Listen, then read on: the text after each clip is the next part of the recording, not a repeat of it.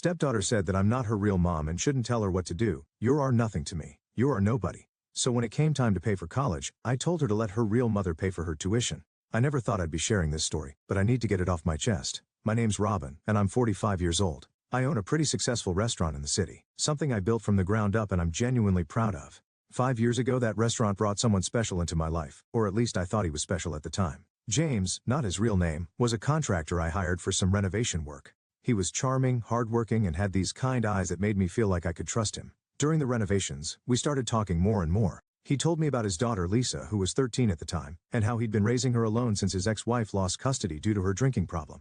I found myself looking forward to our meetings, and eventually James asked me out for coffee. That coffee turned into dinner, dinner turned into dating, and before I knew it, we were talking about marriage. Everything seemed perfect. James was attentive, Lisa was sweet, and I felt like I'd finally found the family I'd always wanted. We got married a year after we started dating. James and Lisa moved into my house and at first, everything was wonderful. I threw myself into being the best stepmom I could be. Lisa and I would cook together, go shopping, and I made sure she had everything she needed. I paid for family vacations, bought her clothes, and tried to give her the kind of life I wished I'd had at her age. Lisa did see her mom occasionally, something I wasn't totally comfortable with, given what I knew about her history. Apparently she'd almost burned their house down multiple times while drunk, which is why she lost custody. But James insisted it was important for Lisa to maintain that connection, and her mom had supposedly gotten sober. She's still her mother, he'd say whenever I expressed concern. Lisa needs to know her mom still cares about her. The one time I saw Lisa's mom at a school event, she didn't look sober to me. There was something about the way she swayed slightly while standing still, how her eyes couldn't quite focus. But I kept my mouth shut. After all, who was I to interfere? I was just the stepmom, right? God, if I'd only known then what I know now. If I'd only realized that my desire to be the perfect stepmom was blinding me to what was really going on. But hindsight is 20/20, isn't it? And the real trouble hadn't even started yet. Not even close. Time flew by, and before I knew it, Lisa was turning 18. She was stressed about both her upcoming birthday and graduation, pacing around the house like a nervous wreck. What if something goes wrong, she kept saying. What if people don't come? What if it's not perfect? I pulled her into a hug one evening when I found her overthinking everything again. Hey, everything's going to be fine, I told her. In fact, I have an idea. Why don't we have your party at the restaurant? We'll book the best tables in the house. Her eyes lit up immediately. I knew my restaurant had become quite the hotspot in town, and Lisa had been dying to show it off to her friends. Really? She squealed, already pulling out her phone. Oh my God, my Instagram's going to be so lit. Everyone at school is going to be so jealous. I threw myself into the preparations. I wanted everything to be absolutely perfect for her. I even took her shopping for a dress, this gorgeous blue number that made her look so grown up I almost cried in the fitting room.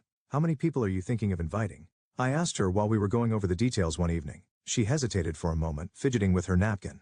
About 30 people? Great. Can you get me a guest list so I can make sure we have enough space and food for everyone? Oh, I haven't really made one yet, she said quickly. Just plan for 30, okay? Looking back, I should have pressed harder about that list, but I was so caught up in making everything perfect that I just nodded and moved on. The day of the party arrived and everything looked amazing. The tables were beautifully decorated, the food was perfect, and Lisa looked stunning in her new dress. James's relatives were there, Lisa's friends were taking selfies everywhere, and everyone seemed to be having a great time. And then she walked in. I recognized Lisa's mom immediately, even though she was swaying slightly on her feet. She was clearly drunk, her eyes glassy as she announced to everyone that she was here to wish her daughter happy birthday. I was sitting next to Lisa when her mom stumbled over to our table. She glared at me like I was something she'd scraped off her shoe. Get up, she demanded, waving her hand at me. That's my seat. I'm her real mother, not you. I tried to keep my voice calm and reasonable. There are plenty of empty seats at the next table with the other guests. Why don't you join them? No, she practically shouted. This is my place. You need to get out of my place. Who do you think you are? I looked at James desperately, hoping he'd say something, do something, anything to defuse the situation. But my husband just sat there, his face red, staring down at his plate like it was the most fascinating thing he'd ever seen. I took a deep breath, trying to keep my voice steady despite the scene unfolding in my restaurant. This was Lisa's special day, and I wasn't about to let it be completely ruined if I could help it. Let me be very clear, I said, looking directly at Lisa's mom. You have two choices. You can either take a seat at the next table with the other guests, or I can have security escort you out. Her face contorted with rage. Oh, listen to you. Little mess moneybags throwing her weight around. She staggered slightly, grabbing the edge of the table to steady herself. You think you can buy everything, don't you? Buy my husband, buy my daughter's love? The other diners were starting to stare. I could see my regular customers at nearby tables, trying not to look while obviously listening to every word. My staff were hovering uncertainly at the edges of the room, waiting for my signal. You just waltz in here with your fancy restaurant and your big house, Lisa's mom continued, her voice getting louder with each word. Think you can replace me because you've got money? Well, guess what? You can't buy family. Before anyone could react, she grabbed a plate of food and hurled it to the floor. The crash of breaking china seemed to echo through the suddenly silent restaurant. Then another plate followed and another. Food splattered across the expensive carpet I just had installed last month. I caught my security team's eye and gave them a subtle nod. They moved in smoothly, professionally, just as they'd been trained. "Ma'am, it's time for you to leave," the head of security said firmly, taking her arm. I watched as they escorted her out, her screams echoing down the hallway until the front door finally closed behind her. The silence that followed was deafening. I stood up, plastering on my best restaurant owner's smile. "I'm so sorry for the disturbance, everyone. Please, enjoy your meals." Another round of drinks for all tables on the house. The regular customers seemed to take this in stride, returning to their conversations after a few minutes. But at our tables, where Lisa's friends and family sat, the whispers were constant. I could see them shooting glances at Lisa, at James, at me. The story would be all over social media by morning, I was sure. Lisa sat there, pale as a ghost, pushing food around her plate. The beautiful blue dress suddenly seemed to dwarf her, making her look young and vulnerable. The Instagram-perfect party she'd dreamed of had turned into a nightmare. "I have a headache," she said after about an hour, her voice barely above a whisper. "Can we go home?" The party broke up quickly after that. Everyone made polite excuses, but I could hear them whispering as they left. Poor Lisa. Did you see her mom? Can you believe what happened? As soon as we got home, Lisa went straight to her room. I followed her upstairs, wanting to talk, to comfort her somehow. "Lisa, honey, can we talk? I need to be alone right now," she said, closing the door in my face. I found James in the kitchen, staring into a glass of whiskey. "Did you invite her?" I asked quietly. "Did you tell your ex-wife about the party?" He shook his head. "No, I wouldn't do that." And suddenly, it all clicked. Why Lisa had been so evasive about the guest list? Why she'd refused to show it to me. She had invited her mother herself. Despite everything, despite the history, despite the custody issues, she'd wanted her mom there. The morning after the birthday disaster, Lisa came down to breakfast looking like she hadn't slept at all. She slid into her usual chair, not making eye contact with anyone. "How are you feeling, sweetie?" I asked, trying to keep my voice light and normal. "Fine," she muttered, staring at her cereal bowl. And that was it, one word. The days that followed were like living in a ghost house. Lisa went from being my chatty, bubbly stepdaughter to practically a stranger. Whenever I walked into a room where she was talking with James, she'd immediately clam up. It was like someone had hit a mute button. I tried to talk to James about it one night after Lisa had gone to bed. "Don't you think we should do something? Maybe get her to talk to someone?" He just waved his hand dismissively. "She's fine. She's just processing what happened. Give her space." But it wasn't fine. Nothing about this was fine. Despite the tension at home, we all showed up for Lisa's graduation ceremony. James and I sat in the audience and I clapped until my hands hurt when they called her name. She looked beautiful in her cap and gown, and for a moment when she glanced our way and smiled, I thought maybe things were finally getting better. We had a celebration at our house afterward. I'd ordered all of Lisa's favorite dishes from the restaurant, the mushroom risotto she loved, those little crab cakes she always stole from the kitchen when she visited me at work, even that ridiculous chocolate cake that takes 3 days to make properly. Her classmates came over and the house was full of laughter and excited chatter about college plans and summer vacations. For a few hours it felt almost normal again. Lisa was smiling, talking, looking like her old self. I started to relax, thinking maybe we'd turned a corner. Then her phone rang. Lisa stepped into the hallway to answer it, but came back a few minutes later with a determined look on her face. She walked straight up to me, the first time she'd voluntarily approached me in days. "My mom's coming over," she announced. "She wants to congratulate me on graduating." My stomach dropped. "Absolutely not," I said, memories of the birthday disaster still fresh in my mind. "Lisa, think about what happened at your birthday. She showed up drunk, caused a scene, destroyed property. That was your fault." Lisa cut me off, her voice rising. "None of that would have happened if you'd just given up your seat to her. She's my real mom. You should have just moved." I stood there feeling like I'd been slapped. All this time, all these days of silence, and this was what she'd been thinking? That I was the one to blame? I turned to James, desperately hoping he'd finally step up and be the father his daughter needed. "James, please tell her. Tell her how inappropriate her mother's behavior was at the birthday party." But James just sat there examining his shoes like they held the secrets of the universe. The same deafening silence I'd gotten used to lately. The same cowardly retreat I'd seen at the restaurant. Something inside me snapped. 5 years of trying to be the perfect stepmom, of walking on eggshells, of making excuses for everyone else's behavior. It all came pouring out. "Listen," I said to Lisa, "that was my restaurant. I arranged that entire party for you. I bought you that dress you wanted so badly. I did everything I could to make it perfect. And your mother? She showed up drunk, caused a scene and destroyed property. She didn't even bring you a present, Lisa. All she brought was chaos and embarrassment." Lisa's face went from angry to furious in an instant. "Oh my God, here we go," she shouted, throwing her hands up. "It's always about the money with you, isn't it? I paid for this. I bought that. You think because you have money you can control everyone and everything." She spun around to face her classmates who were standing awkwardly in our living room, clearly wishing they were anywhere else. "My real mom will be here soon," she announced with a bitter laugh. "It'll be nice to finally have a normal person here instead of this." She gestured at me like I was something disgusting she'd found on the bottom of her shoe. "Your mother is not coming into this house," I said firmly, trying to keep my voice steady despite the anger and hurt building inside me. "Not after what happened at the restaurant." That was when Lisa completely lost it. Her face turned red, and she started screaming at me in front of everyone. "You're not my mother," she shrieked. "You're nothing to me. You're nobody. Who do you think you are to tell me what to do? Keep your filthy nose out of my business. You're just some woman my dad married for her money." The room went dead silent. I could see Lisa's friends shifting uncomfortably, some staring at their phones, others finding the ceiling suddenly fascinating. Lisa turned to her friends, her voice dripping with venom. "Let's get out of here. I don't want to celebrate in her house anyway." She emphasized the word her like it was something dirty. They all filed out quickly, nobody making eye contact with me. The front door slammed so hard, the windows rattled. I stood there in my empty living room, surrounded by half-eaten food and abandoned plates, feeling like I'd been hit by a truck.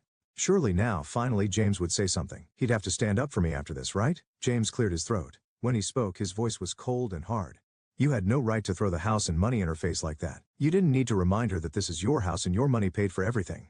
That was low. I stared at him, feeling like I was seeing him clearly for the first time. "Are you kidding me right now? Where were you when your ex-wife was throwing plates around my restaurant?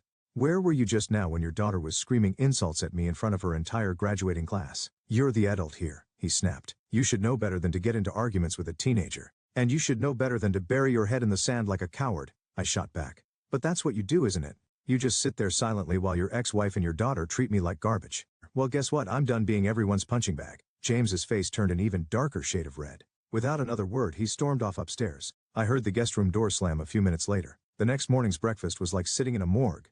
James pushed his eggs around his plate, not looking at me.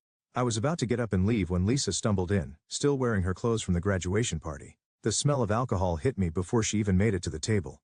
I looked at James, waiting for him to say something, anything about our teenage daughter coming home drunk at 9 a.m., but he just kept studying those fascinating eggs. "Where have you been all night?" I asked, trying to keep my voice neutral. Lisa turned to me, her bloodshot eyes filled with contempt. "None of your business," she smeared. "You're not my mother, you're not anyone, just an empty space taking up room in this house." Then she turned and stumbled upstairs to bed. James just sat there, silent as always. I was starting to think silence was his superpower. The next week was like living in a house with a particularly vindictive ghost. Lisa wouldn't speak to me directly at all. Instead, she'd talk about me like I wasn't even there. "Dad," she'd say, pointing at me like I was a piece of furniture. "Can you ask your wife to pass the salt?" Or she'd walk into a room and announce to James, "This woman is in my way, waiting for me to move." I kept my mouth shut and watched it all unfold. After 5 years of trying to be the perfect stepmom, I was done. Let them show their true colors, and boy did they ever. It was Sunday, and James and I were having another silent dinner when Lisa burst into the dining room waving an envelope like she'd won the lottery. "Dad, I got in," she shouted, practically dancing around the table. Berkeley accepted me. I got into my dream school. I watched as she hugged her father, both of them grinning ear to ear. Then Lisa turned to him and said, with a smirk, "I'll never forget. Tell your wife she needs to pay for my tuition." Something inside me just snapped. I smiled, not a nice smile, and said clearly, "I won't be paying for your college education. You've made it very clear that I'm not your mother. I'm nobody, remember? Just an empty space? Well, this empty space's wallet is closed. Why don't you ask your real mother to pay for college?" Lisa's face turned an alarming shade of red. "You vindictive bitch!" she screamed, tears starting to stream down her face. "You're doing this to punish me. You're just evil." I stood there feeling strangely calm, as she hurled insult after insult at me. It was like watching a storm through a window. I could see the chaos, but it couldn't touch me anymore. "Dad," she whirled around to face James. "Make her pay. She has to pay. Tell her." James cleared his throat, using that patronizing tone I'd grown to hate. "Come on, honey. Stop joking around. You know you need to pay for Lisa's education." I pushed my chair back and stood up.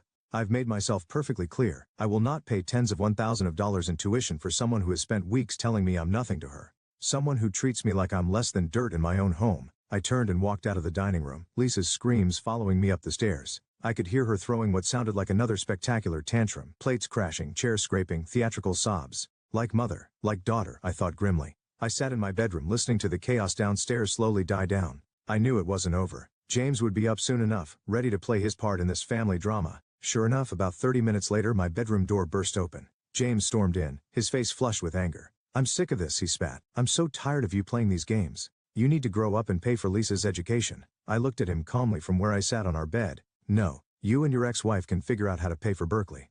I'm sure between the two of you you can work something out." He started pacing the room like a caged animal. "You're being completely selfish. She's just a teenager, for God's sake.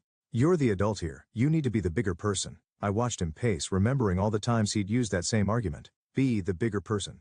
Let it go. She's just a kid. Always making excuses. Always expecting me to smile and nod and open my wallet while they treated me like garbage. "A teenager who's old enough to know better," I said quietly.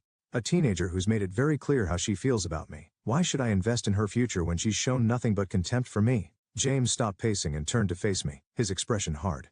"Fine. Then let me make this simple for you. Either you pay for Lisa's education or I'm filing for divorce. He clearly expected me to cave, to break down crying or beg him not to leave or immediately agree to pay. That's what the bigger person would do, right? I shrugged. Okay, get a divorce. The look on his face was almost comical. His mouth opened and closed a few times but no words came out. He clearly hadn't expected me to call his bluff. I'll call my lawyer first thing tomorrow morning, I added. My boy's steady. In the meantime, you and Lisa should start looking for a new place to live. James stood there for what felt like forever, staring at me like he'd never seen me before. Finally, without a word, he turned and left the room, closing the door quietly behind him. The next morning, I walked downstairs to find James and Lisa sitting at the dining room table, waiting for me like some kind of ambush. The scene was perfectly staged at Lisa with her red-rimmed eyes, James with his practiced concerned father expression. Honey, James said, smiling that manipulative smile I'd somehow never noticed before. We've all had a chance to calm down and think about things. Lisa nodded eagerly like a well-trained puppet. We all overreacted yesterday, she added, her voice sweet as honey. I stood in the doorway feeling a strange sense of clarity wash over me. It was like I was seeing them both for the first time, really seeing them. The thing is, James continued, his voice taking on that reasonable tone he used when he wanted something. We're family. Families fight but they also make up. And since you were the one who escalated things with this college situation, it would mean a lot if you took the first step toward reconciliation. Lisa jumped in right on cue. Yeah, and if you helped with tuition, it would show that you're really sorry and want to make things right. I almost laughed. They really thought they could manipulate me this easily?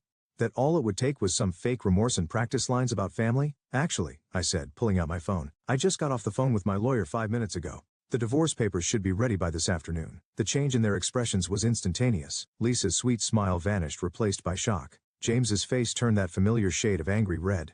I turned to Lisa. Congratulations, you won't have to deal with your not-mother interfering in your life anymore. Isn't that what you wanted? Lisa burst into tears. Real ones this time, not the calculated ones from before. But I was done being manipulated by teenage tears. James stood up so fast his chair fell over. Without a word he stormed upstairs. I could hear him yanking drawers open, slamming closet doors.